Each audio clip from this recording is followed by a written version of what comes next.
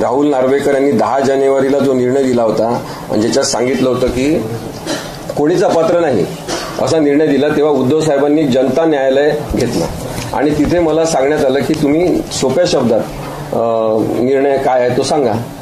तेव्हा मी लोकांच्या भाषेत बोलणारा वकील आहे. मी साध्यापणाने अत्यंत संयमित पद्धतीने या निर्णयाचं विश्लेषण सगळं केलं. तेव्हा मी असं म्हटलं की महाराष्ट्राचे राज्यपाल जे होते भगतसिंग कोश्यारी, तो फालतू माणूस आहे पण महत्वाच्या पदावर बसलेला असल्यामुळे आपल्याला तसं म्हणालं असं मी भाषणात म्हटलं आणि नक्की म्हटलं मी, म्हणजे मी मान्य करतो.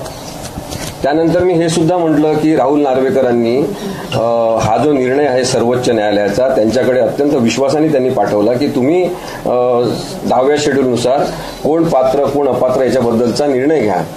तर त्या सुप्रीम कोर्टाच्या विश्वासाचा विश्वासघात राहुल नार्वेकरांनी केला हे सुद्धा मी म्हटलं नाही असं मी म्हणत नाही. त्यानंतर तिसरं मी म्हटलं की न्यायव्यवस्थेमध्ये, आणि मी हे सुद्धा नेहमी सगळ्या भाषणांमध्ये सांगतो, सगळीकडे सांगतो की काही पत्रकार भ्रष्टाचारी असतात की नाही, नसतात, असतात. काही डॉक्टर भ्रष्टाचारी असतात की नसतात, असतातच.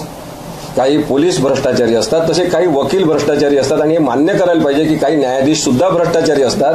हे म्हटलेलं आहे मी. हे चुकीचं आहे असं महाराष्ट्रातल्या कोणत्याही माणसांनी, भारतातल्या कोणत्याही माणसांनी, जगातल्या कोणत्याही माणसांनी सांगून द्यावं.